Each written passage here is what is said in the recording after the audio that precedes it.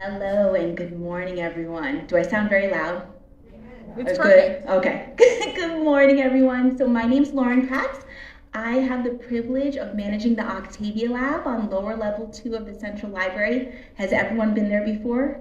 Yes. Yes, good. If you haven't, please, after our esteemed panel, please come visit us on lower level 2 and check out the Octavia Lab. Let's begin. Welcome all to Parable of the Talents in Octavia E. Butler celebration and Visions of the Present, a panel discussion. This event is sponsored by the Octavia Lab, the do-it-yourself makerspace right here at the Central Library on lower level 2.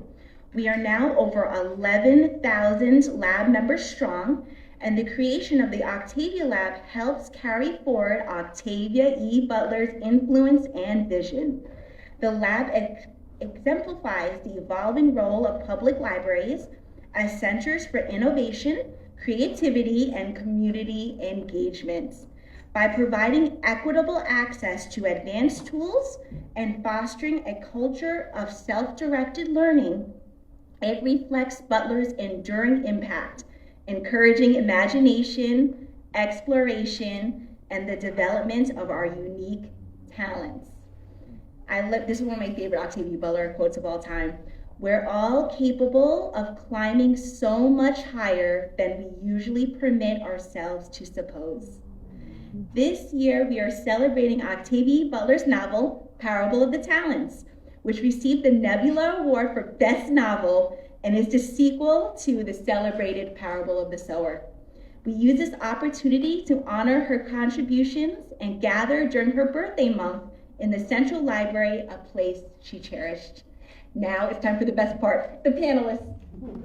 Thank you so much for being here. Tyree Boyd Pates is the founder, principal, and chief curator of NOMMO Cultural Strategies, an impactful author, historian, curator, writer, DJ, social entrepreneur, and international speaker.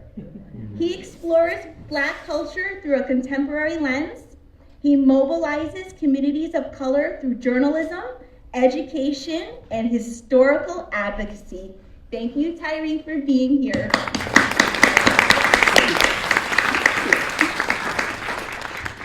Ashley Blakeney is a Los Angeles-based arts healer, facilitator, and cultural leader with more than a decade of experience working in arts, organizations, and education. As the executive director at the Crenshaw Dairy Mart since 2021, Blakeney helps artists and communities of color imagine new systems for a more equitable world. Working at the intersection of abolition and healing, Blakeney's professional and personal focus centers on cultivating safe spaces for connection and creative expression. Blakeney holds certificates from the UCLA Arts and Healing Social Emotional Arts Program and the National Guild Community Arts Education Leadership Institute. She received her BA at the University of Southern California with a focus on creative writing and photography. Thank you, Ashley, for being here.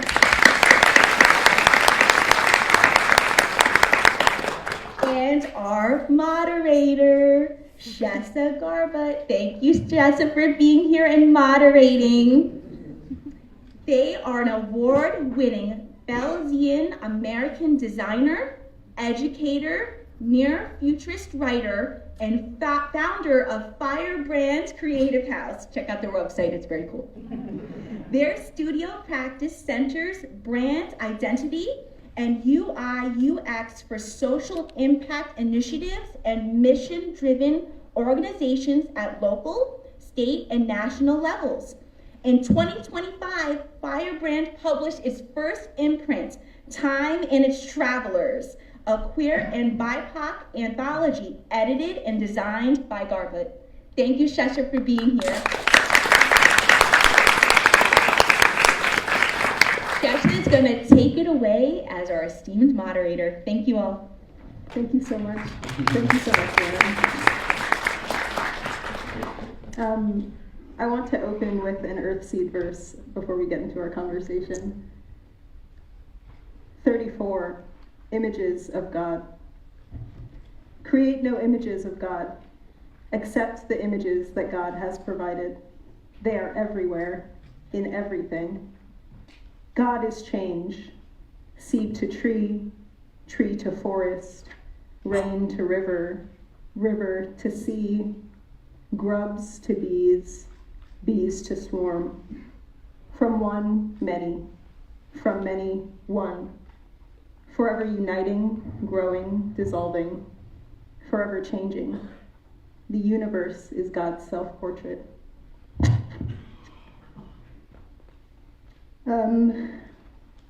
How is everyone? I'm in a very specific mood, and it's not the mood I was in when I wrote these opening remarks. Today and yesterday and the day before have been some of the worst days in the lives of our fellow Angelinos. People have had their children, their fathers, their brothers, their mothers, their cousins taken away and disappeared. And as the eldest daughter of an immigrant, as a first-generation American, my heart is heavy to say that there are so many parallels, and not just on schedule, but ahead of schedule with Octavia's writing. And I hope that this conversation, I know because I know these people and these people are my friends, that this conversation will be very lucid. And as much as there is science fiction, it is still half science and half fact.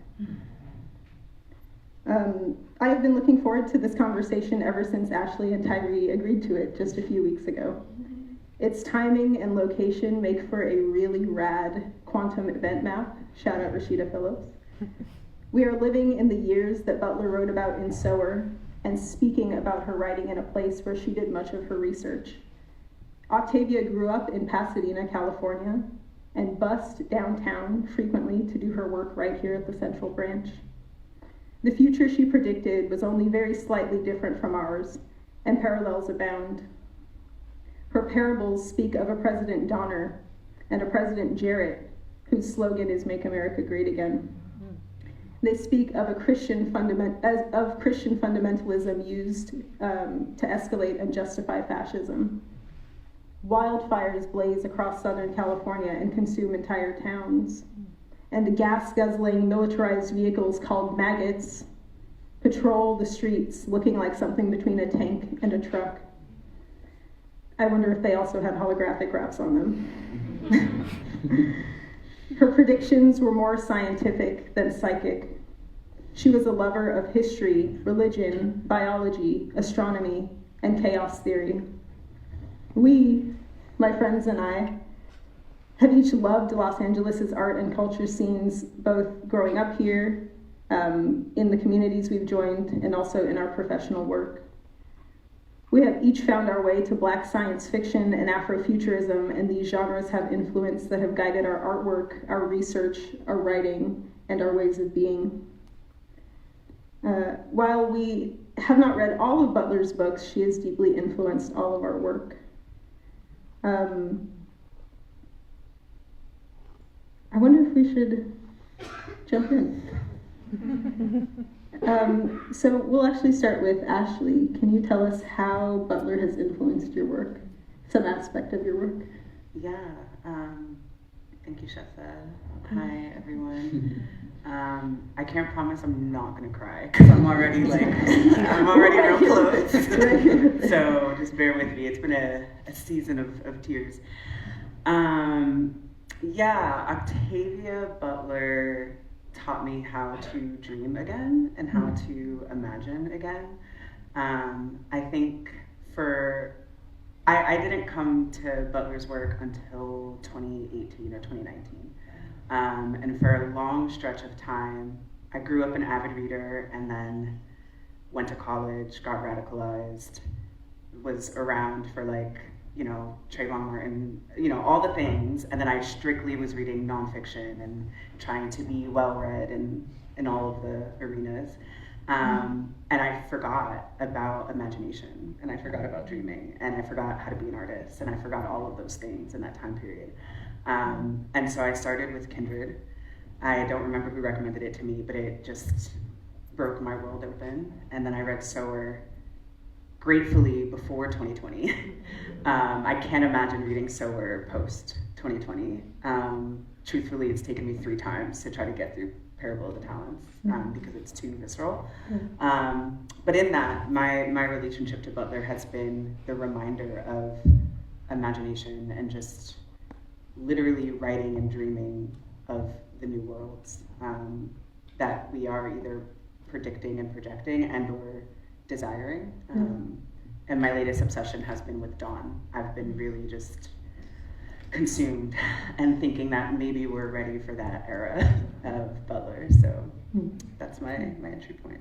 Yeah, thank you for that. Octavia, what about you? Yeah. Hey y'all, how's it going? Hi. For me, I came across a blog post from the Huntington Library back in like 2016, and it was talking about how the Huntington had received all of her papers. And one of the posts said, "See to it, so be it." And I was in this really interesting place in my post-grad school where I was like, I want to be a historian someday, and I want to talk about Black history, and my family's Black, but they don't get it. Because why would a Black boy want to do Black history? And then I was just really trying to harness a frustration into the page, and I wrote over and over after reading the blog post, "See to it, so be it." And for the next 10 years, I've been on this like pilgrimage to excavate Los Angeles's Black history so that people could see it and feel it. And of course, my favorite place in the whole wide world is the library, right? And so I found out while I'm combing through the stacks here, guess who's always been combing the stacks here? And then I had no idea that the "see to it, so be it" was like this really cool roundabout way of Octavia potentially articulating to me that if I put the intention out, that you might find out the future you want could be in your present. Yes. And I, ever since I knew that she was on that, I've been on that ever since. Stayed on it, yes. Yeah, same. For me, I came to Butler's work, I think, after both of you. The first book of hers that I read or actually listened to was Sower in 2020. So speaking of like visceral, actually, has anyone here read Sower, Talents? Show of hands. Either of those? Okay, cool. Others of Octavia's work that you've read? Okay, awesome. Other sci-fi, just in general? Yeah. What if you were like, no, I've only read Octavia? I would be surprised, but it wouldn't be wrong. For me, I came to her work in 2020 when it was when Sower really, that timeline was really aligned. And for me, her candor and her straightforwardness in her writing and her being unafraid to write characters that made sense and made logical decisions that made sense for our world really inspired my writing. And before I read Talents, I feel like such a Butlerian acolyte in that I had lots of questions and I had lots of, I don't know about that, for the Destiny and Earthseed, and those things really inspired me to start doing near futurist writing and near futurist art making, where I got really curious about what the next 5 to 50 years look like and how we could use science and history to predict those things versus a lot of sci-fi, which is like, oh, it's 2,000 years in the future, it's 10,000 years in the future on another planet. That's not really relevant to me. I think there's so much here that I want to explore and that I'm curious about. And so seeing her do that with her writing really inspired me.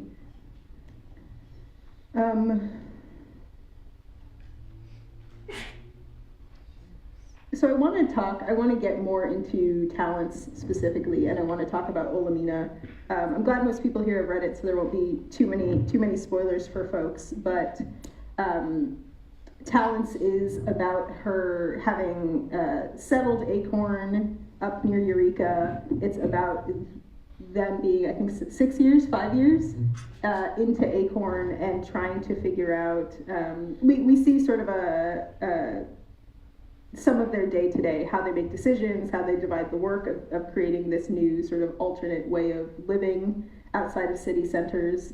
And then I would say sort of Act 2, unfortunately, the maggots come in and take over their camp and enslave them. And then Act 3, we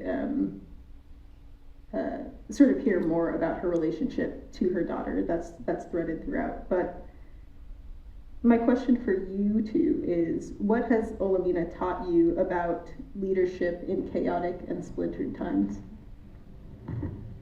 And it can be very simple. Or it could be that, these are chaotic and splintered times. And we must acknowledge them.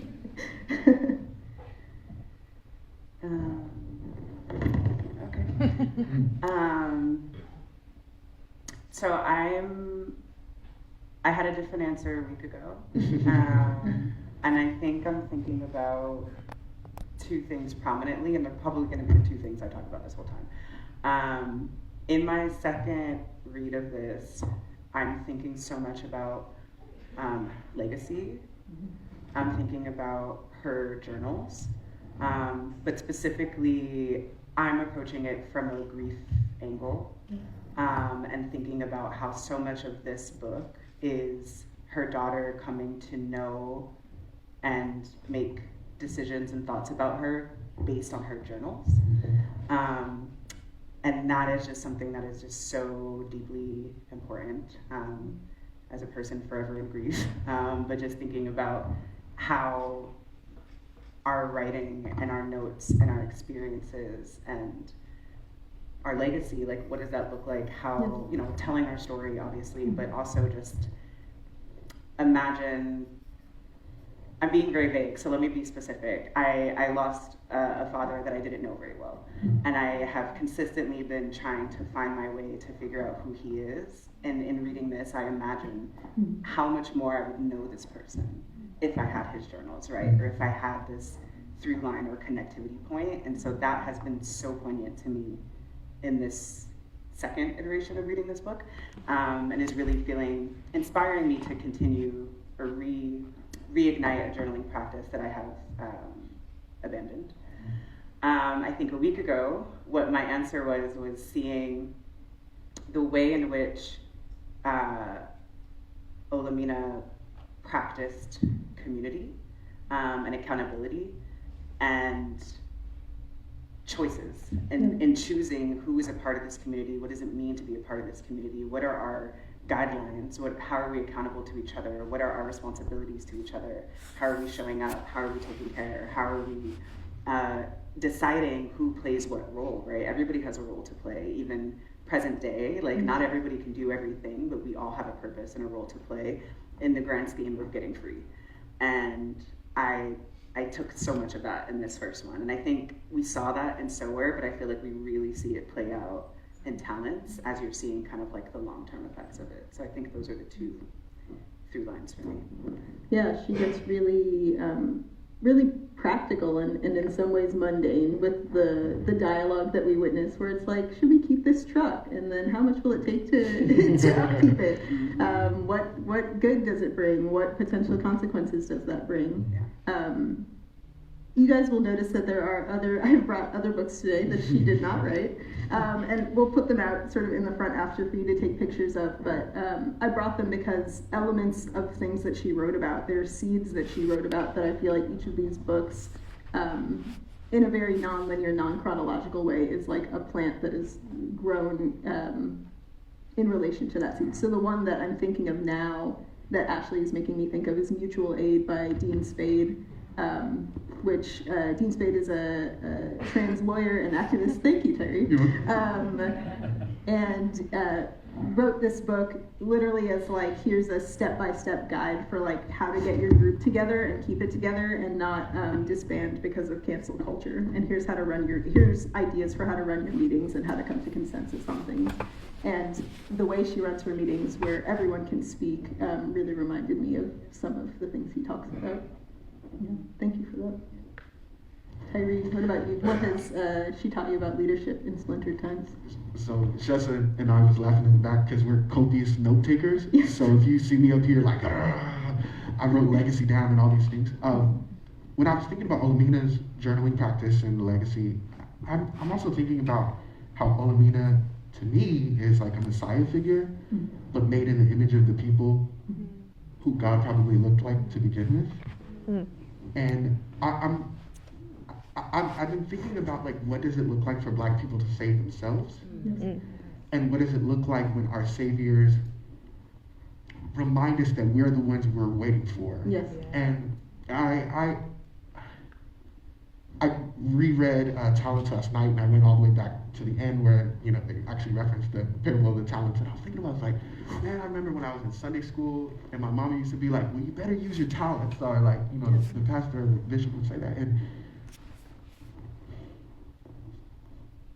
for us as Black people, we realize that our leaders are often taught to us having been messianic figures who end up dying for the rest of us.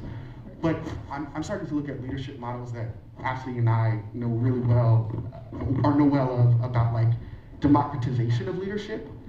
And like, what does it look like to not have the charismatic Black man lead us all to the promised land? What does it look like when it's decentralized and it looks like who's been doing all the labor and the work? Right. And I think of one person like my grandmother who history won't write about, but I know she was a historic figure in my life. And so if we reclaim what leadership looks like, it actually looks like the Black people on that everyday, common day, the Black women especially. And then have that actually be a model is what I think Olamina was telling me when I was rereading it. And I think that's really profound, and it undermines or usurps what religion tells us about leadership today, especially Baptist religion. Yes. Olamina, at the beginning of this book, or in parts of this book, I think she's 24. She's a young Black, very androgynous woman. She's 6 feet tall. I believe she's 6 foot in here. I know Butler was 6 feet tall. And she's pregnant. And she is a teacher and a writer, and is teaching herself how to draw.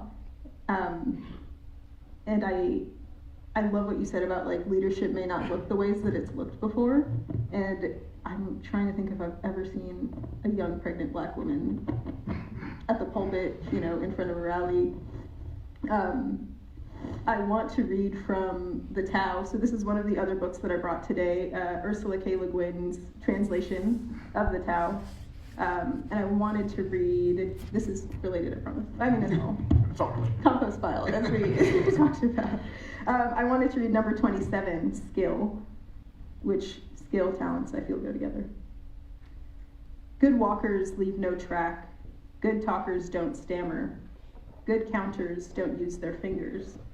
The best doors unlocked and unopened. The best knot is not in a rope and can't be untied. So wise souls are good at caring for people, never turning their back on anyone. They're good at looking after things, never turning their back on anything. There is a light hidden here. Good people teach people who aren't good yet. The less good are the makings of the good. Anyone who doesn't respect a teacher or cherish a student may be clever, but has gone astray. There's a deep mystery here. And in her, she has sort of these footnotes after some of the verses, and she says, care for what seems unimportant, a teacher's parental care for the insignificant student, and a society's respect for mothers, teachers, and other obscure people who educate is indeed illumination and a profound human mystery.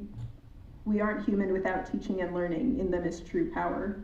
And I love so much of the sort of ethic of Olamina is we learn things and we teach them, and then we learn more things and then we teach them. Like, it's this continuous cycle. I brought the Tao as well because I recently learned on a walking tour with Level Ground and with Dr. Tanisha Taylor that Butler had read the Tao, loved the structure of it, sort of the logic of the way that it was written, and it was one of her references for writing the Earthseed verses, where she really wanted there to be sort of a seeming simplicity that if you kept returning to it, there would be sort of a deepening of understanding.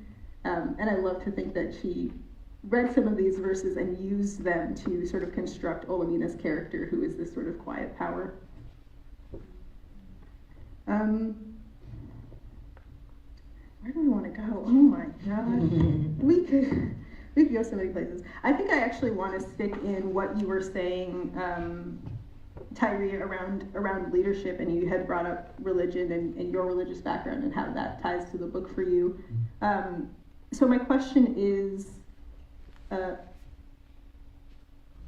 what is God in times like these when religion is being used to justify violence, from hate crimes to genocide? And what I specifically mean by that is, in the book, there is a constant the use of religion as sort of a tool and a technology for organizing people, whether that's toward violence or toward some sort of alternative way of living together. So for Olamina and Earthseed, God has changed. That's where I want to put the emphasis. But for Jarrett and his folks, sort of order and violence are their gods. So I will ask the question again. Yeah, what is our God at these times? There are passages I could read from if y'all need a second to think about that.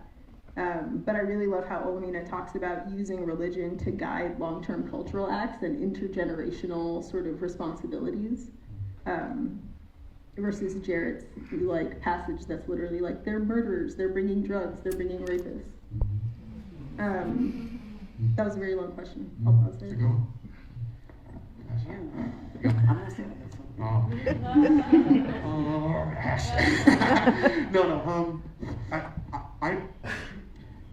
When we had our pre-call and you had brought up how Earthseed is a technology, I've been thinking about that since I was like, oh man. So, Yeah, religion as technology. And when I think of the historical colonial usage of religion, right, I think I've never thought about it as like an actual mechanism for technology for a particular result to be exacted on a populace. And when I think about religion historically and its relationship to Black people, there is, especially in light of Sinners recently coming out, there's been a really interesting schism within the Black community, especially between the secular and the sacred sides of the fence. And that side is, well, if I'm of faith, should I go see a movie called Sinners? Perhaps. But the conversation to me is that it's caused everyone to revisit what Ryan Coogler in the film is trying to have the watchers of the Sinners see themselves in proximity to who is evil and who isn't.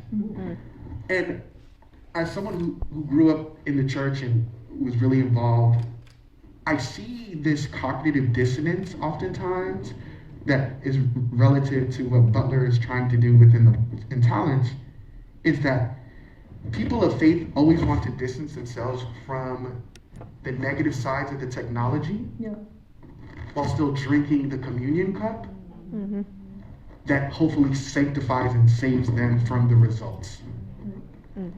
And that to me is important, because you can't once be a sinner and not actually embrace your sins, but you also can't want heaven and not want hell. And I think for Black people in America, we know what hell is like. Yes. We live in hell every day, arguably. I think America right now could be likened to a societal Hades. But there are people who still want the heaven in this society, while also demonizing the sinners within it. And that, to me, that tension is is really the technology that's being exposed. And I think right now, that discussion has to really be thought through a little bit more intently, because Butler is essentially asking us, if we have all of this heaven and we don't share it, and we keep everyone outside of the pearly gates, what does it look like when we become the gatekeepers to a faith that we never actually really evangelized about? That's what I'd say.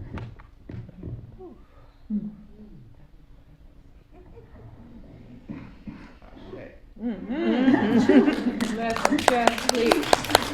Palabra.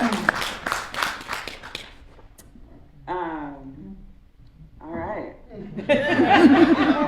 I deflected on purpose because I knew Tyree was gonna do that.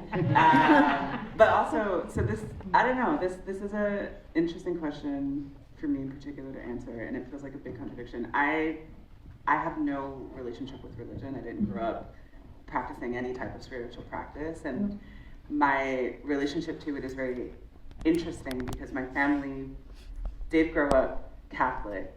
My mom actively chose to step away because she had a friend who was ill and refused treatment because God was going to take care of her, and she was praying and she was doing all of these things, and she ultimately passed, and my mom just completely stopped her belief at that point, and so therefore I grew up with nothing, no attachment to anything, and so I think that that's part of what has maybe intrigued me most about the parable books, is having a conversation and idea around this spirituality without a particular like God figure, or acknowledging God, but without having it be tied to this pre-existing organized religion, right? And I think we see that really interestingly with when she reunites with her brother, and that consistent contradiction of him being a man of God and a man of the church, and she's like, yeah, but God is in the people, and God is in us, and God is in this organization that we are building, and this community that we're building. And then I think to make it and place it here, I did a talk back in December that was really problematic, and I really probably shouldn't have been a part of it, but I didn't know what I was getting into. But there was a lot of just intense discussion. It was specific around, the genocide, but there was a conversation around, like, does love have to be at the center? Or can you feel compassion for somebody without loving them? Mm-hmm. Or can you feel empathy for somebody without loving them? And somehow we were in this heated debate about that in particular, in which I do think you can feel compassion and empathy and care for somebody and not love them. Nobody's saying that love has to be at the center of everything. I know that, sure, and you can also have compassion for someone and feel for someone and act on behalf of somebody and be in allyship with somebody and not love them. That's not a prerequisite. And I think those are things that come up for me. Yeah. I can't preach about things, but no, it's not. No, thank you for sharing that. Yeah, and it's especially what you said about love, where it's like you have to love someone to care about them, be compassionate, acknowledge their humanity, and that they deserve human rights. I think for me, there is an ethical component to love, and I'm thinking, has anyone here watched couples therapy? The therapist, the practicing therapist on there, Dr. Orna, is talking. I was listening to an interview of hers recently on CNN, but she was talking about how there is an ethical component to love, and I do also subscribe to that. And I don't think love is sort of this hierarchy of like, there's basic human rights, there's I like you, and then there's love. For me, I think love is all throughout all of the layers. But I wanted to read this because it feels very relevant to that.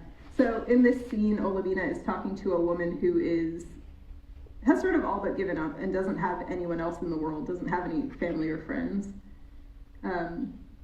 We've been slammed around in all kinds of ways. We're all wounded. We're healing as best we can. And to know we're not normal. Normal people wouldn't have survived what we've survived. If we were normal, we'd be dead. That made her cry. I just held her. No doubt she had been repressing far too much in recent years. If God has changed, then who loves us? Who cares about us? Who cares for us? We care for one another, Olamina said. We care for ourselves and one another. And she quotes from the Earthseed verses. Kindness eases change, and love quiets fear. At that, Len surprised Olamina. She said, yeah, I liked that one. And then she finished the quote. And a sweet and powerful obsession blunts pain, diverts rage, and engages each of us in the greatest, the most intense of our chosen struggles. There's so much in that. There's so much in that. The piece I want to sort of segue from is the sweet and powerful positive obsession. I think throughout the book, Olamina is constantly having to sort of reorient. She is trying to find her daughter, she's trying to find other lost members of Earthseed, and also get her basic needs met, and also like start a religion. But I want to talk about, that sweet and powerful positive obsession, and I'm curious for the two of you as artists, as researchers, as community builders, what that is for you right now, and how you deal with it shifting, as a bonus if you want to answer. That's such a fun question. It is a very fun question. I will start actually while you two think. Right now, my sweet and powerful positive obsession is around relationships and relationship building. I wrote a piece earlier this year called "Are We in a Love Drought?" and it was about dating in Los Angeles and specifically trying to build friendships and relationships with men. And so much of what Butler talks about in the book, or a through line that I see, is she's like, boys who are hyper empathetic, she is sort of very scared for them. She's scared of how other men will treat these boys who are more sensitive, and these boys who are not apathetic and who are not violent. And also the through line of how she makes decisions and her very solid consent model when she is bringing other people into friendship or partnership with her.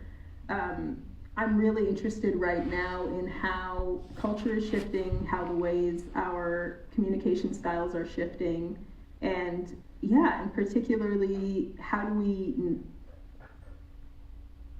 care for each other in a way where we haven't become sort of so divisive and so conflict avoidant that we would rather turn to violence than to having some sort of model for how to move through these sort of basic things that we disagree on. Rather not basic things, but small things we disagree on, because the basic things we do agree on. So what I mean by that, and maybe you two have experienced this as well, is that in movement spaces, in progressive spaces, leftist spaces, and also on a national level, as we saw on Twitter the last couple of days, people do not know how to be in conflict with one another in a way that is not messy and petty and knock down, drag out.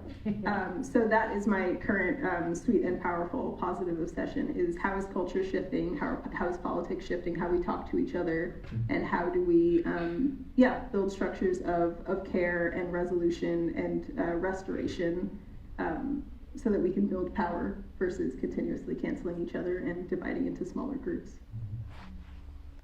So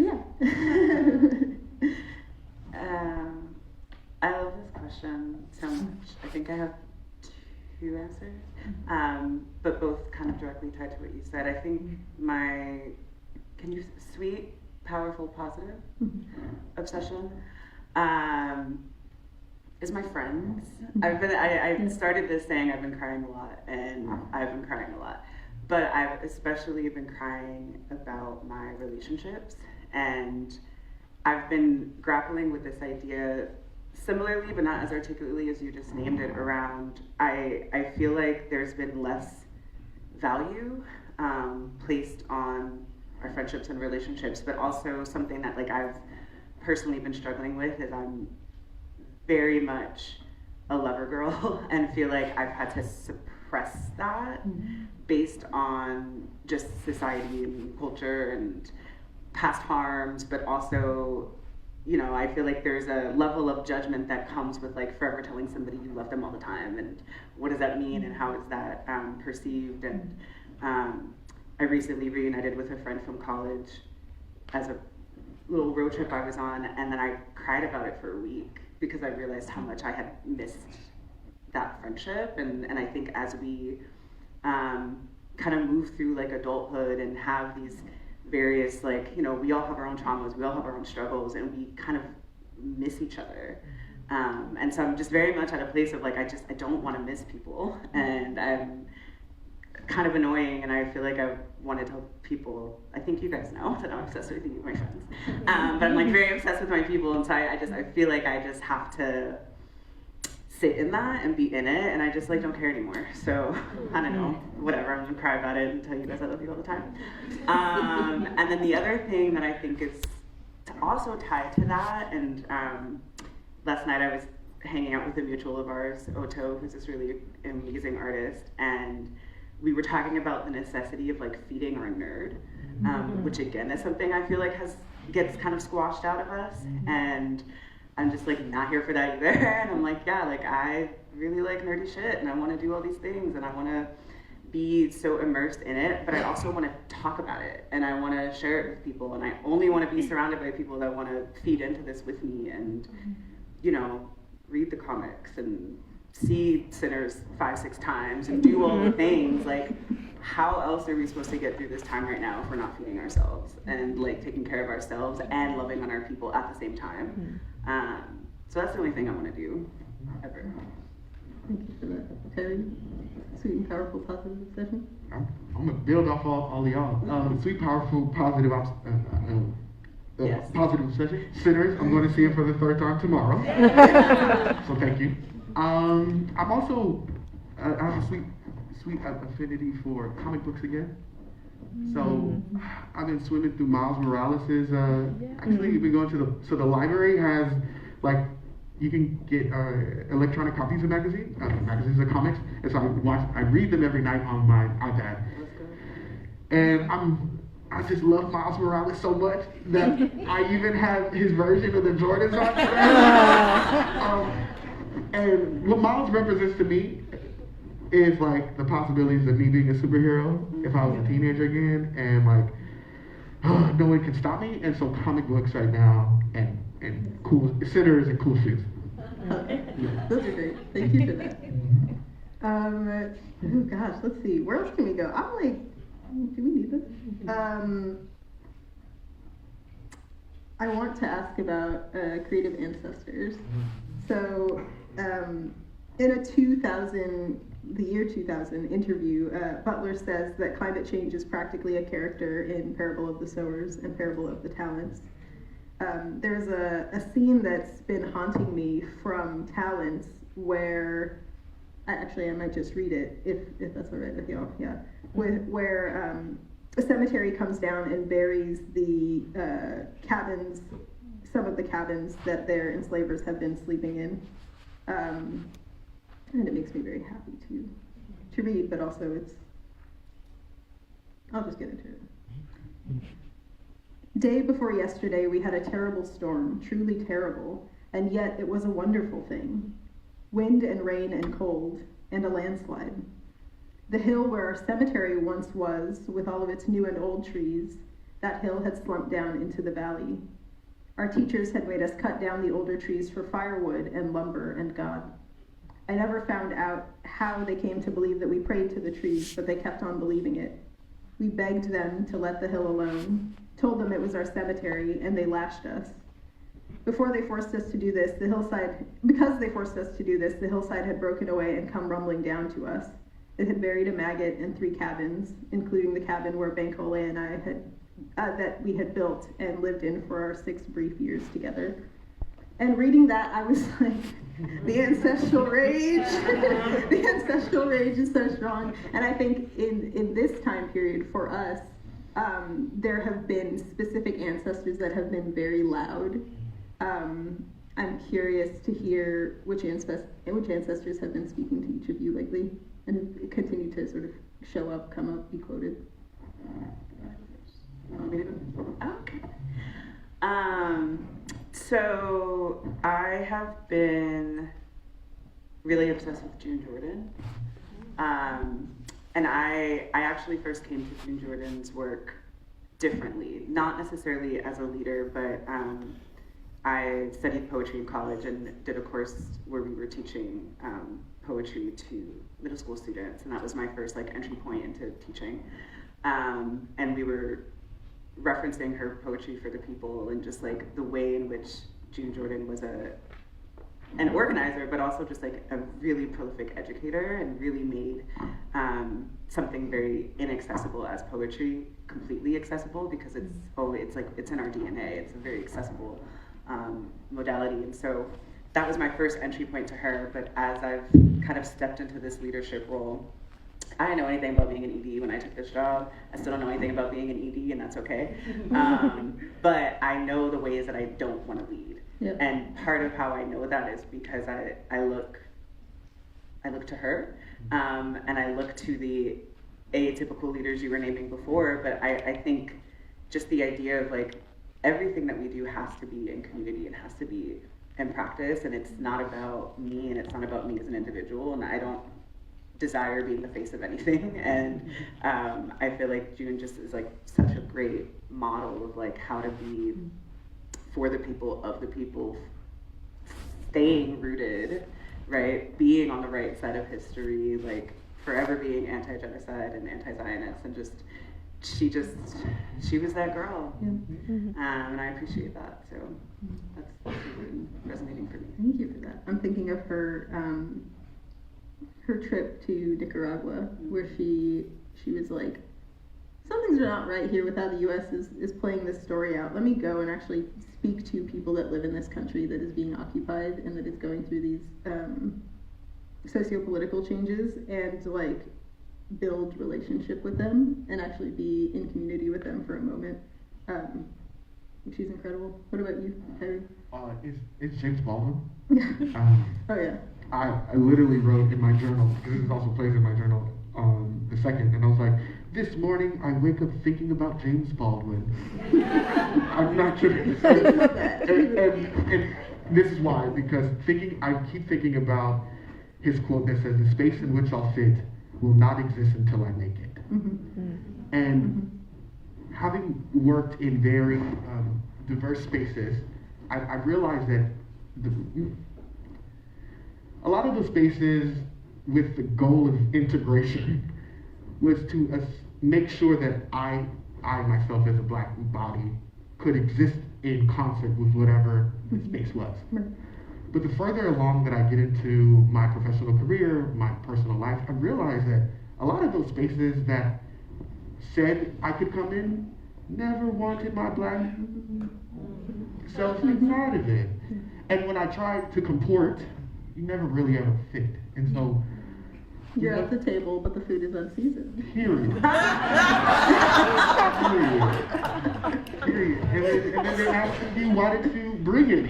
Like, and so I look at models like Ashley at the Dairy Mart and others in our communities who, y'all don't sit, I hope you wear this now, but like as a historian and a curator, museum curator, throughout the last decade, like a lot of the creative ancestors and their abilities that we look up to, like the Junes, etc. A lot of my friends don't know, like they're the next creative ancestors that people are gonna look up to. And so whenever I have these conversations, like I'm taking copious notes because I want to curate your retrospective one day. and I want to see Crenshaw Dairy Mart and its model replicated as far and wide as y'all desire it to be, because I think it's necessary and an art exemplar. But at the same time, as I'm writing this, I'm like, well, y'all are creating spaces in which we may not fit until we fit in them. And I'm like, okay, these are Baldwin aesthetics, in real time. And so I'm inspired by y'all and the Baldwins and the Junes to just build what doesn't exist. And if that looks like what our forefathers and foremothers wanted, and that's even better. But yeah, I'm just building stuff that didn't exist so people can't say I don't fit anymore. Thank you for that. My ancestor is she's not my literal ancestor, but the person that comes up and has continued to come up for me in 2025 is Grace Lee Boggs. She was a Detroit-based activist. She saw this country through, she lived to be 99, so 100 years of labor rights movements, women's rights movements, gay rights, civil rights, et cetera, and just an incredible person. But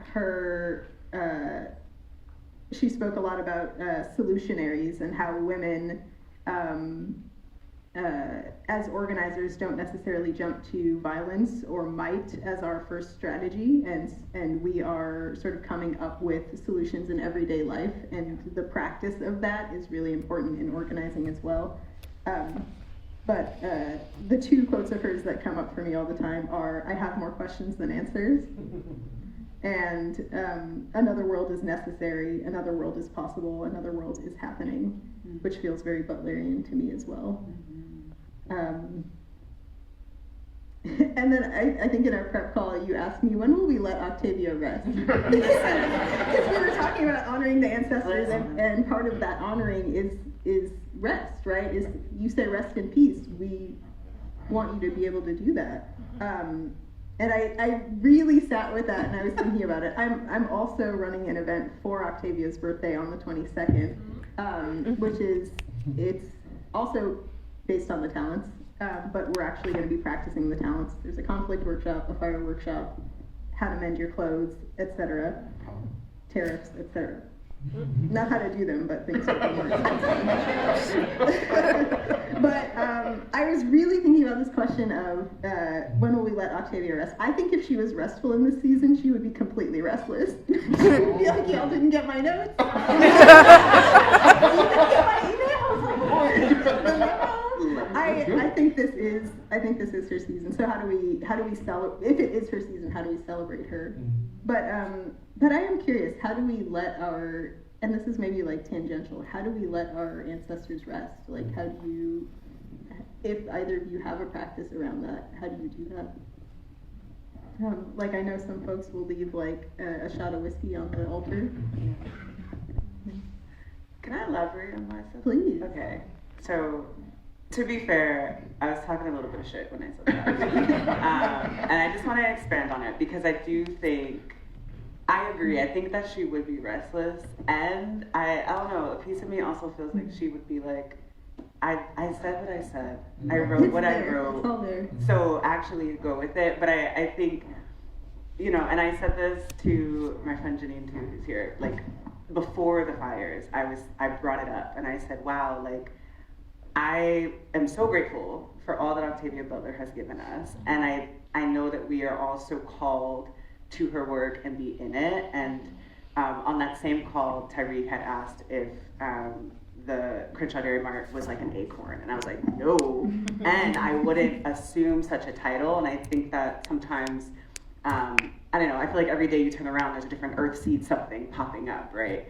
And I think that that's beautiful. And though, like, I want to see us get fully through her work and like fully embody her work before we're doing all the things that we think is inspired by her work, right? Like, even in the original iteration of this panel drafting, like, I think we were referred to as scholars, and I was like, I am not a scholar. I'm not an Octavia Butler scholar. I am a fan. I am inspired by, and I think that that's an important difference. And so I was like kind of joking once I read Dawn. I was like, yeah, okay, I think we get we get talents. Like, I think we're at the Dawn level. Like, I'm ready for the aliens to just come and tell us like it's time to start over. Like, past it.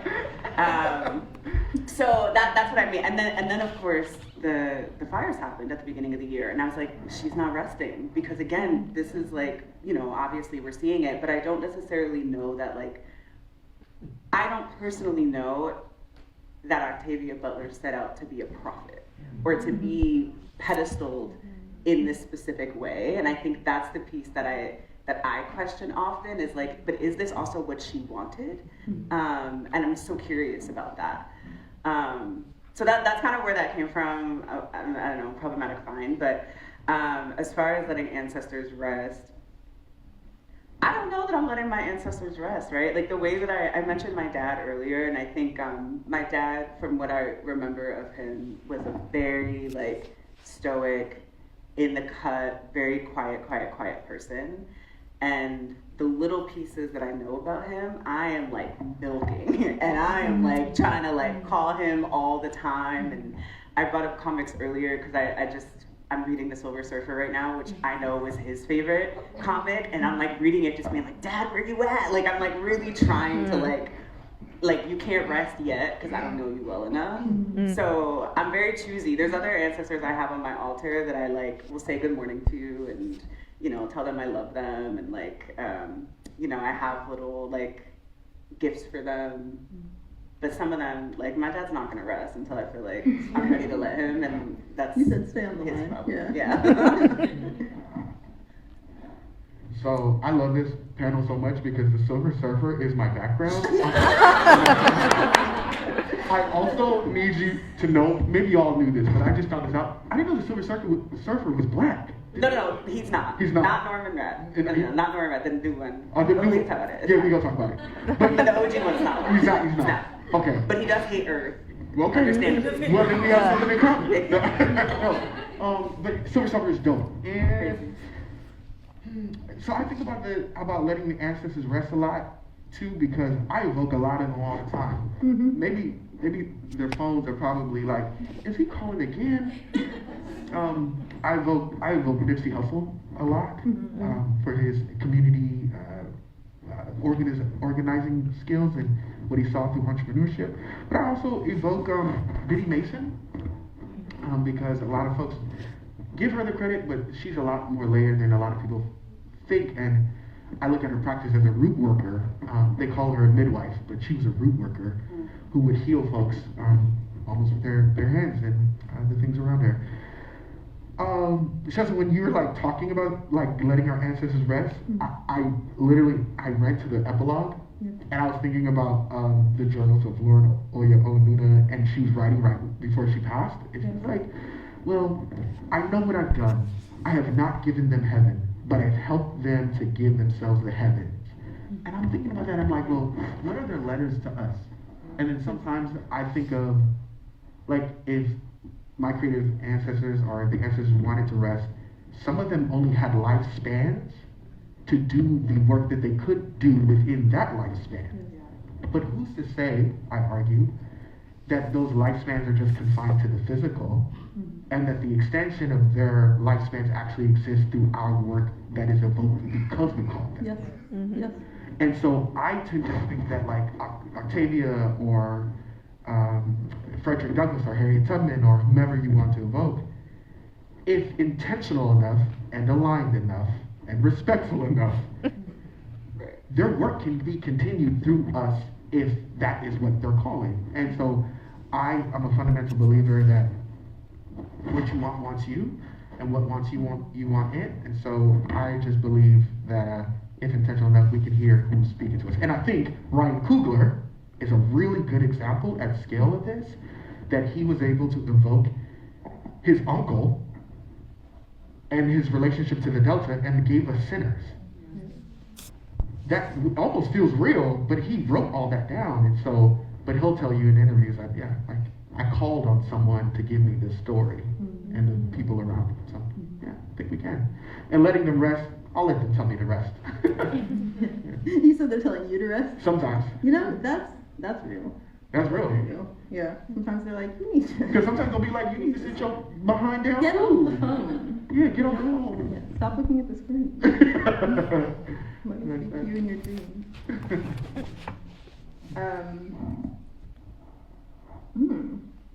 Where can we cover? It's not that we have nowhere to go. It's that we have so many paths to choose between, and I'm so hyped about it.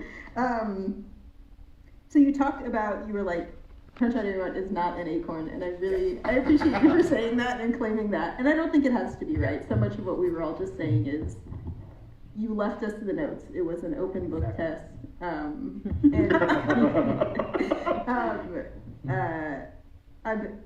This is sort of a light segue tangent, but not really. One of the other things that Dr. Tanisha Taylor said on the walking tour, the Pasadena walking tour of Butler's high schools and places that she spent time, the public libraries she spent time at, was she, and this is a bit of a paraphrase, but she was essentially like, the fact that the timeline of this fiction book so parallels our current events and our recent history is actually an indictment of our society. This is actually saying, Butler not saying I told you so, but saying like, hey, here's kind of the worst case scenario, and then we start to see these things pop up on our lived timeline that align with this, that is an indictment of the society that we have built, that we have sort of, as she says,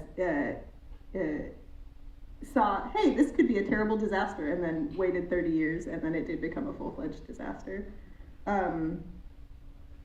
Any responses to that before I completely go into my question, which is only a little bit related? Y'all said no, just sit with that. So you said, the mart is not an acorn. Something I appreciate about Olamina's acorn, though, and the sort of thematic place where I see parallels is this building and this being a part of an alternate economy. Yeah. And that's something that Crunchshire Dairy Mart has talked about as well, is like building this creative economy, creative ecosystem mostly specific to LA. Yeah. Can you talk a little bit more about that? Yeah. I guess this is where I'm going to read something. Because I think what's really important to understand our work is like also the way that we are in relationship. And so this kind of ties back to what I started with around the importance of community. So chapter 10 of this book, the Earth Seed starts with, we can, each of us, do the impossible as long as we convince ourselves that it has been done before.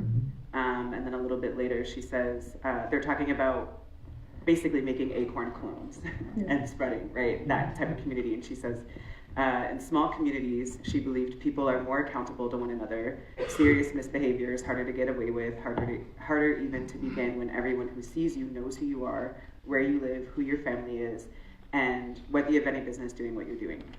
So that's a very like clear-cut way of like talking about accountability and the importance of small communities. But so much of that actually lives in our practice. And so for those who don't know, Crenshaw Dairy Mart, we're an art collective, an artist gallery in Inglewood, and our values are ancestry, healing, and abolition. So we are an abolitionist space. The way that we operate through abolition is the understanding of the necessity to dismantle harmful and oppressive systems, be it jails, ICE, all the things. Dismantling the things that are harming us, but in return, creating the new world that we want to live in. And we just deeply believe that artists are at the forefront of that. Artists have to be at the forefront of that. We have to be practicing our active imagination in order to imagine these new worlds and then in turn build it. And so the Dairy Mart is both where we imagine it, but then also where we build it. And so much of our work and my work is figuring out what are the systems and the containers and the spaces to do that. And so we are a physical space, and honestly, when you walk into our space, you can feel the level of practice that we have within each other and in our community that we have built. And we look to Mia Mingus a lot and this idea of accountability pods and having trusted folks that are around you that you are consistently just having these tough practices with, having these courageous conversations with. You know, everybody is going to be in conflict. There's going to be levels of conflict all the time, and how are you engaging with each other? How are you repairing your relationships? How are you supporting each other, showing up for each other? You need to know who you're going to call when the shit goes down. And so how are you cultivating these relationships, right? So a lot of that is our practice as an intimate team, but also how we grow and how we show up with our larger community. And so the creative economy piece is in it. We also know that artists, and especially Black artists and artists at the margins, are so under-resourced that they don't always have the space to do that dreaming. Because half the time they're having so many gigs just to try to pay their bills and survive that it limits the space in which we are able to dream and we are able to be our best selves. And so much of our work is around how are we resourcing folks so that you have the space to create, to dream, to experience joy, to experience collective care, and have your needs met and be able to pay your rent, right? Like that's like an aspect of our work. And then the other aspect of our work too is really kind of rooted and centered in mutual aid. We do a lot of like food justice work and in partnership with a lot of local orgs, right? Because nothing is or should be done in silos. Like we have to be in collective and in connection with each other. And so we're just constantly thinking about how are we like building and repatriating resources. And shameless plug, we just put out our 5-year report that Shessa designed. But in that, you know, in looking at like what we've done in the 5 years that we have been around, because we actually opened 2 weeks before lockdown. So it's been a crazy time. But we've redistributed almost $4 million into the creative economy and into BIPOC businesses and Black-owned businesses. So it feels, you know, yes, we are deeply tied, right? Like we're so deeply tied, and like very much a model of and a example of what creating and sustaining a community looks like. And it's just, I don't know, I wouldn't want to be anywhere else right now. Tell you that. Hey, I wonder.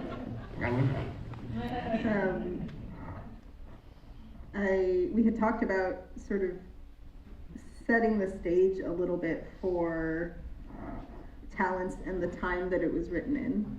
So Talents was published in 1998. Can you, as a LA historian, as a Black historian, tell us, you said the notes are coming in, tell us what socio-political, what cultural context was Butler in the 90s writing the parables? Yeah. Can you hear me? Okay, cool. So I've been thinking about this question since our pre-call, and I looked it up and said Sower was written in 1993, or published in 1993. Mm-hmm. It was a year after the LA riots in 1992. Mm-hmm. And what I came to find out is that not only was the dystopian elements that is in Sower that Butler is writing about, was informed by the uprisings of 1992, and in light of the death of Latasha Harlins and the acquittal of Rodney King's, the police who beat Rodney King. So as I was thinking about this, I was like, oh, okay, well, LA goes up in flames. So a lot of people don't know this, and I love to give this fact. A lot of people don't know that LA goes up in flames every 25 to 30 years. It happened in 1943 during the Zoot Suit Rebellion. It happened in 1965 during the Watts Uprisings, or Watts Rebellion. And then it happened in 1992 during the acquittal of Rodney King. But then it happened again in 2020. And every 25 to 30 years, LA goes up in flames. And so I was thinking about this, and I've done whole exhibitions about this. And I was thinking, well, if this is informing Butler in a writing about the future of LA, what a lot of people end up looking at LA for during these uprisings is the possibility of those uprisings spreading across the rest of the nation. Right. And if LA is this case study for uprisings and dystopia, then it is appropriate that Sower would be, the lay of the land of Sower would be written in this particular way. That's why we feel, or everyone's evoking Butler post the fires, because there's like, how could this have happened in Pasadena? Well, I liken that Robledo? Is it? Yeah. Robledo is Pasadena. Yes. And the gates, et cetera, et cetera. So, I don't know, I think Butler was pulling from her surroundings, but also the hyper empathy that she wrote about Lauren's affliction comes from the policies of the war on drugs. Yes. And the crack epidemic that was flooded into South Central and urban neighborhoods that caused those children who were born out of mothers who abused those substances to have these afflictions and stunted growth as children that allowed them to believe that they had not. Butler was just writing about those types of children afflicted in that way.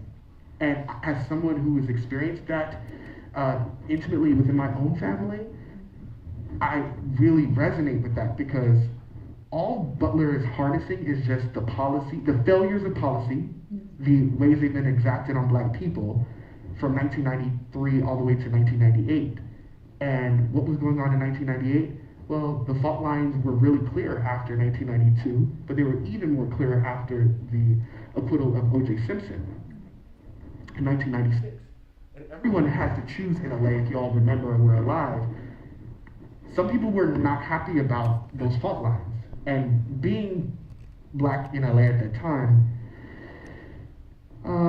it was very, very, very fraught. I'll say that. So that was kind of what the 90s were in LA, specifically for Black people, for my family and beyond. Yeah, and that was really shaping her identity and her sense of what that identity meant to government policymakers. But she's 20 minutes away in Pasadena while writing. Yeah, the other thing that happened in the 90s was her mother actually passed away I believe in 96. Oh. And she spent those last few weeks of her life with her. I think her mother had suffered a stroke. And that changed the novel for her. She didn't have the daughter, she didn't have Asha in that version of the novel, so she stopped writing for a while, and when she said when she came back to the writing, the story had changed. So that's something from her personal history as well. Yeah, you brought up so many important things. The other piece that's really like giving me goosebumps is I was listening to Golden State Naturalist. It's a podcast. I promise this is related.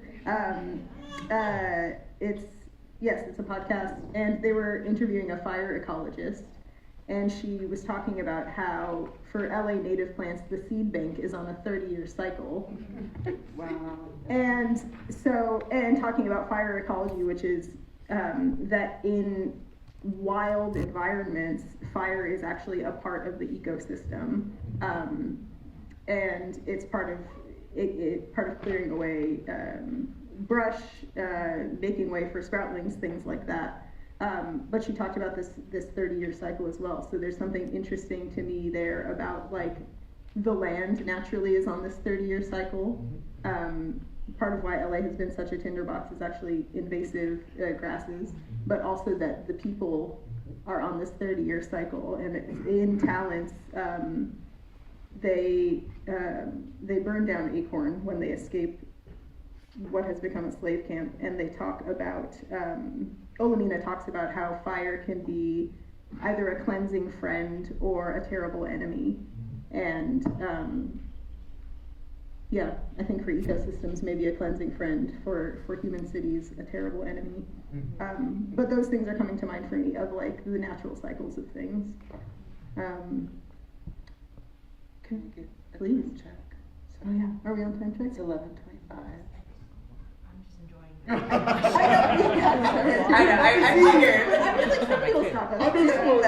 I'm so sorry, everyone. I didn't even see the time. I was enjoying it. Sorry. I was just locked in.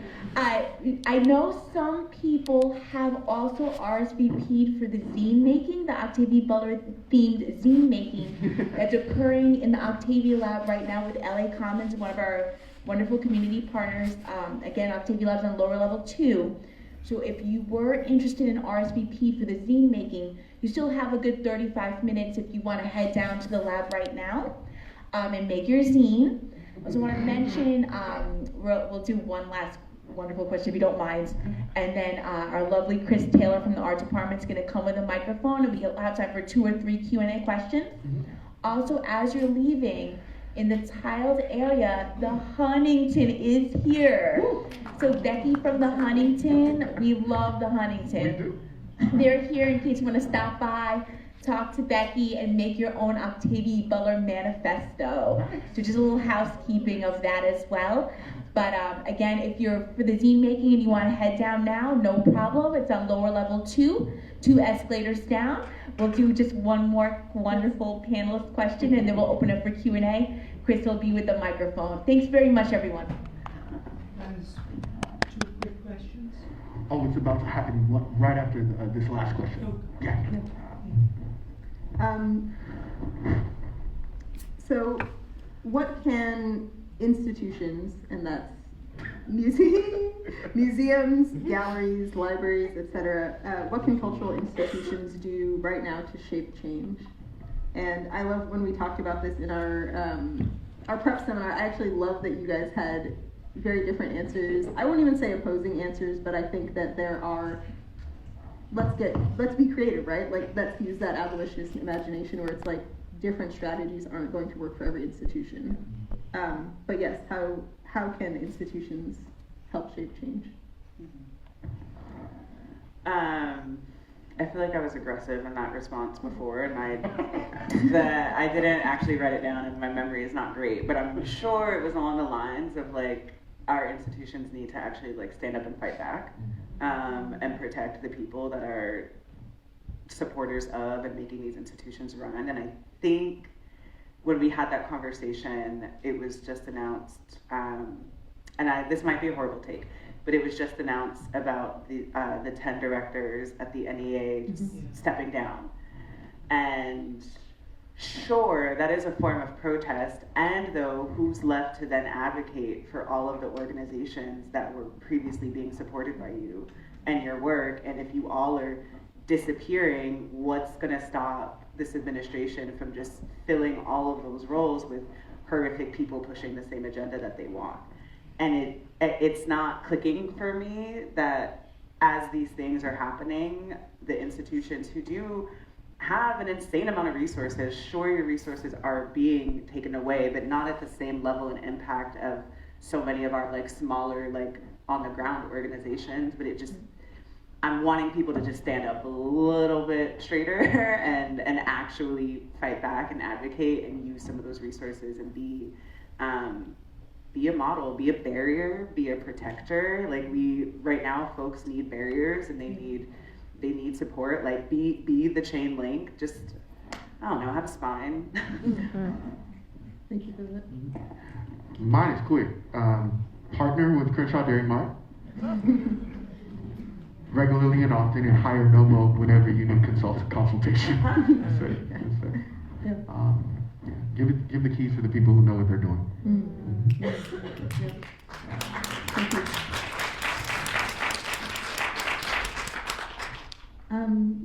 Shall we get into Q&A? Does that sound good? So Chris will be walking around with a mic. If you have a question, yes, you can raise your hand. I see a couple. Hello, can you all hear me? Yes. Yes, so thank you for this conversation. So the question I had, I think it was you who kind of mentioned before folks kind of start their own kind of earthseas, we need to really understand what Octavia Butler was trying to teach us. And I've been thinking a lot about that because I do think there is a critique of Olamina in the parable of the talents, right? I think we are often focused on kind of what she's trying to teach us in terms of like earthseed and leadership and like how to be in community. But towards the end, you know, while we see Olamina being rich and wealthy and wanting to, in the solution for these ecological disasters to go, to travel outside, I think there's a critique of that, right? And thinking about our day-to-day, like the Elon Musk of the world, right? Where folks think that space colonization can be a solution to this ecological devastation. So just wanted to hear from you all is, where do you think Butler was trying to actually critique somebody like Olamina and lessons we can learn from that? It's a great question. Oh, I love that. Can I insert a note around, well, it's actually a critique of Butler, which I feel like often also gets overlooked. Like, I guess my statement is, I don't feel like I've experienced enough conversations critiquing Butler. I feel like I'm experiencing a lot of conversations where we're uplifting, right, our conversation, like we're uplifting these themes, but, and this is a little bit of a tangent, and we'll come back to that, but I, like, in my second listen, like I listened to it the second time, I think for the first time, the age difference between Olamina and Benkole, I can't ever say his name out loud. Benkole. Benkole smacked me in the face of like her being 18 and this man being 50 something, and I was just like, wait a second, like I completely missed that. I think in my first like experience of Sower and Talents, and I was like, this is actually really problematic and changes so much of the story. And that was hard. And I remember having that same kind of reaction when I read Fledgling, and I was like, something's not right here, right? Like there's these challenging pieces of her work that I think we sometimes miss. And somebody recently was telling me that they actually can't engage with her books because there is always like a little level of like violence that's a bit too much. And even with Dawn, like there's a scene in Dawn again that I overlooked because I was so obsessed with it, but there's like a pleasure scene that's like questionable if it's actually pleasurable. And so I think what you asking this question is just making me realize too that I think that is also part of why I have that stance a little bit around like the urgency and like speediness at which we're all like spreading all, but it's like, are we pausing to have that critique and have that conversation and actually think about like, what are these other elements of the story that are obviously very intentionally in these stories, but what do they mean for like the greater conversation and how is that showing up?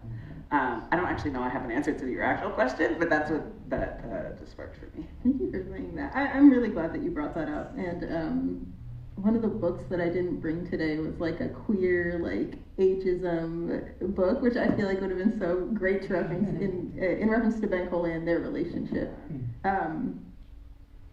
I had opened to the back of at least this edition of Talents, where they ask her, they ask Octavia Butler, do you think the experience, what do you think the experience of humans reaching worlds in other solar systems will be like? And her first sentence is, I'm not sure it will ever happen. It is complex, long-term, expensive multitude of projects. Will we be content sending robots to space? But she herself doesn't necessarily believe in the destiny of Earthseed, right? This is something that Olamina believes.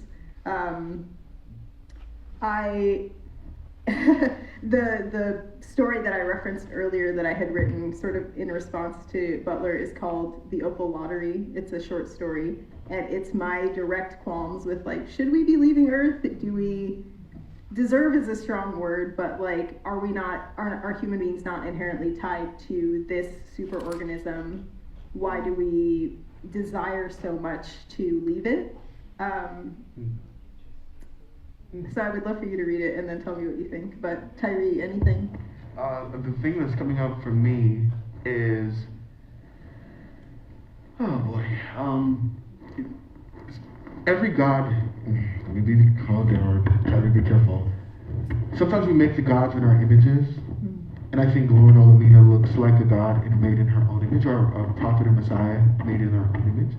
And if we're intentional enough about that, we can find the trapdoors that teeter alongside the line of cult versus religion, which is a TED Talk in and of itself. And sometimes I know, us being Black in America, there's been consistent movements for us to repatriate or go back to our motherland, the continent. But whenever I hear conversations about like the Liberia project, when we had to Black Americans recolonized Liberia, I always hear the same refrain mentioned about our corporate quest to go back or leave this world, and its through lines into NASA's quests to harness Mars. And I teeter about like, what does colonization look like? How is it exacted? But also, what does it look like when we use dogma to drive those pursuits? And sometimes is us trying to go to the stars a quest for liberation, or is it a question of the space that we want to take because we couldn't take it on Earth? Right. Yeah. Oh, girl. Oh. and I look forward to talking to you about this if possible, but like, that's something that sticks on my mind too. I hope that answers your question. You're welcome. I think there were a couple. A lot of questions. Oh. He'll bring the microphone. And please come chat with us after. We'll be here for a little bit. If you want to. Thank you. Two quick questions, because one of us here is not as scholar or as smart. One, for the library, is this recorded? Unfortunately, not recorded. We'll have to next year get into our budget. I have recorded it on my I phone. know sometimes. But the second question was, particularly because it is not recorded, what were the books that you guys were reading from? Sure. Yeah, I can read off the titles. Particular Oh, yeah, book? Yeah, I'll show you. I'll read them all off Oh, shit. to everyone. So this is a book by Dean Spade called Mutual Aid. We'll read them to you. Of the Talents, Octavia Butler. I could do a little Vanna White of these books on the stage. So I did record this conversation on my phone. We shall see how the audio goes. It is recorded, yeah. I already knew. These two, I already knew. That's three. This one is titled, it's a two-parter, It's Too Late, a book about being a cultural worker in the apocalypse. The back of, just some light reading, the back of it is called Do It Anyway, a hologram starter kit. And this backside is literally a framework for how to set up a care pod around an artist, around a culture worker. The other ones were this zine from last year, Earthseed Books of the Living, Volume 1. This was a bunch of the Earthseed verses. It's out in the tabling area. You can get a copy of this one. On Tyranny, 20 Lessons from the 20th Century by Timothy Snyder. And I'm going to set these out at the end for y'all to take pictures of, where he literally breaks down other fascist regimes and how ours parallels and what we can do to resist as individuals and as small groups. Lao Tzu's Tao Te Ching, that was translated by Ursula K. Le Guin, so she brings a feminist and anarchist light sort of interpretation to that. There's an Encyclopedia of Radical Healing, also by Thick Press, the same folks that made It's Too Late. And it literally is an encyclopedia, nonviolent communication, land, work, spirit, and body, gift economies. So they're literally talking about alternate structures and ways of doing care, having care economies versus extractive ones. Mutual Aid, Dean Spade, Building Solidarity Through Crisis is kind of a workbook. Season of the Sower, which is created by Level Ground. This is also like a journal workbook, and it's very beautifully printed. And then Unmasking AI, which I've read the least of, by Joy, I don't want to say her last name wrong, Buolamwini. And she's bringing a Black feminist and intersectional sort of critique to artificial intelligence and how it's being used by the powers that be. So those are the books. Yes, I will set them out after for you to look at. These are my personal copies, so please do not. They're not to check out. Yeah, you cannot check them out.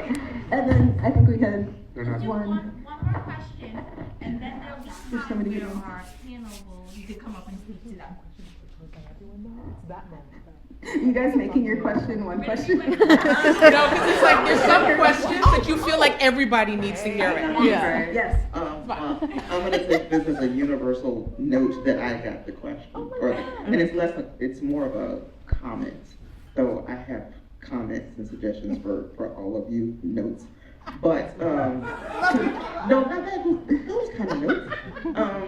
The Parable of the Talents.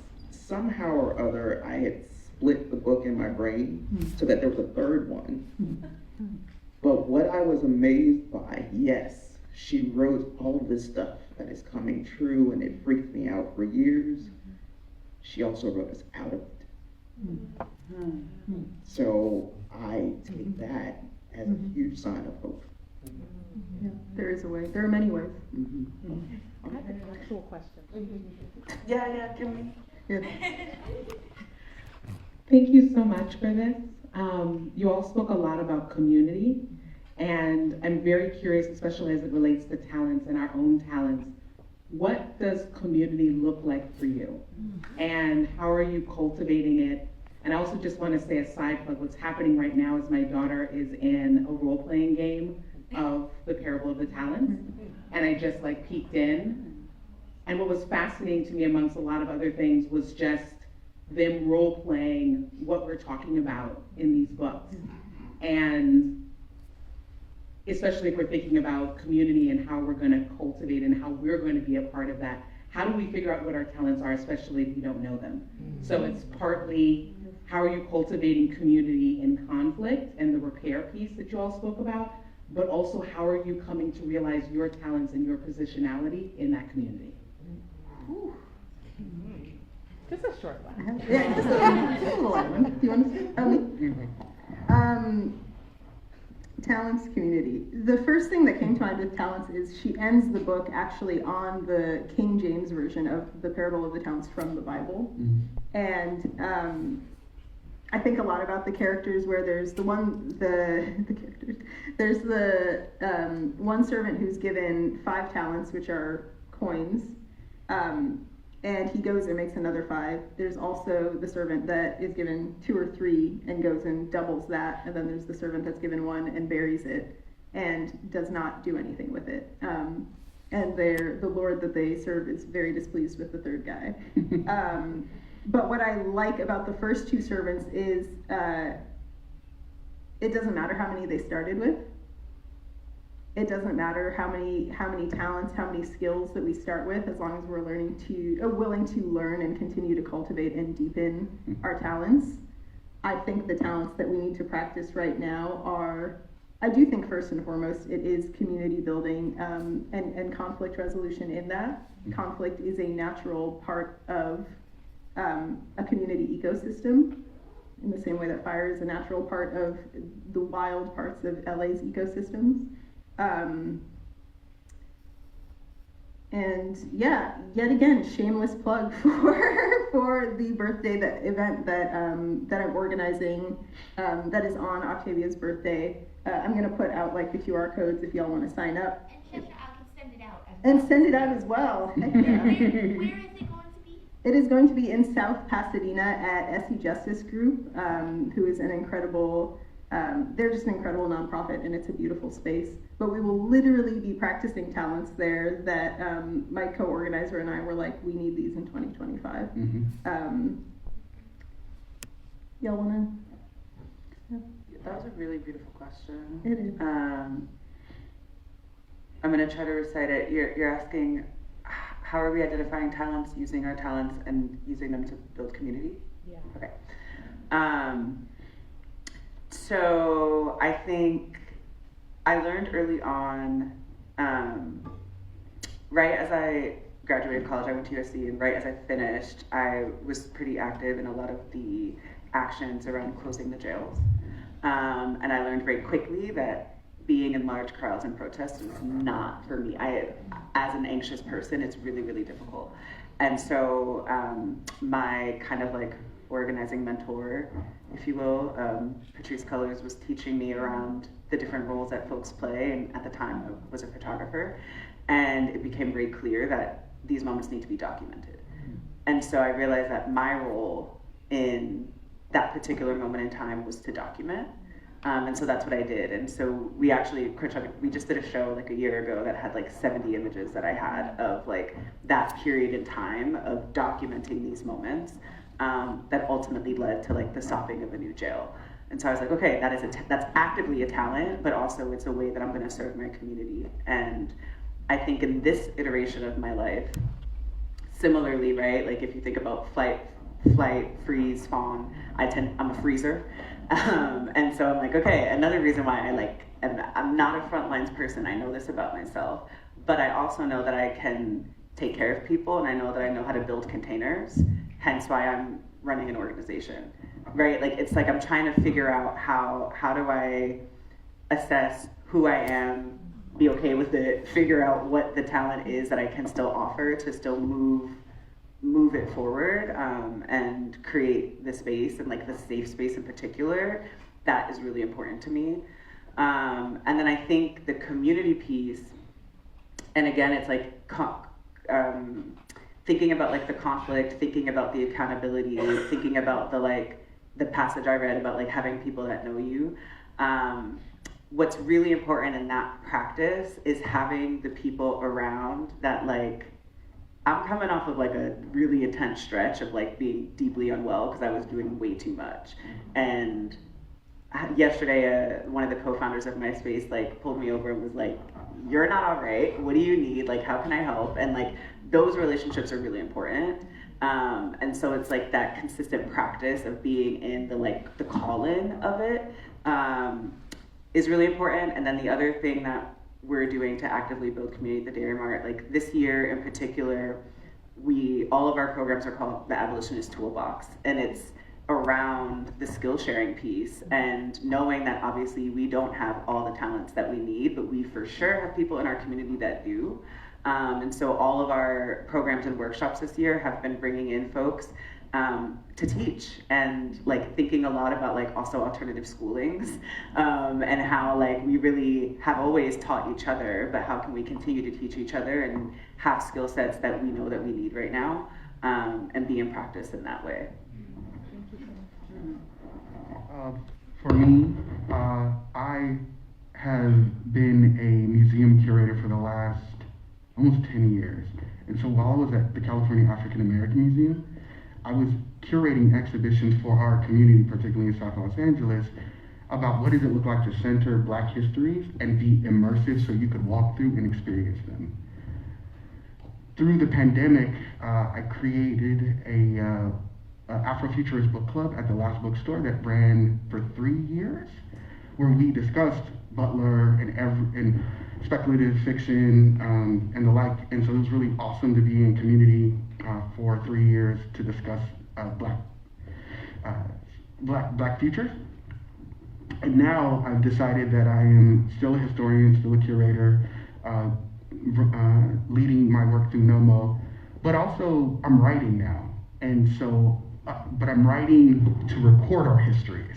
And so this year, with USC Annenberg Innovation Lab, there is a consortium of civic media fellows who are actually compiling what we do as civic media practitioners.